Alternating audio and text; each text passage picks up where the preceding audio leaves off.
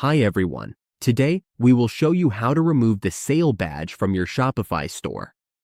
If you want a cleaner product display, or if you prefer a different way to highlight discounts, this quick guide will help.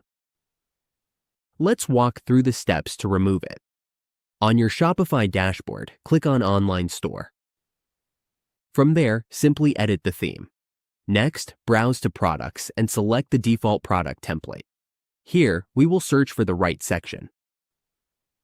Once inside the default product, click on Product Information. On the right side, we will see the Sales Badge option. We just need to turn it off.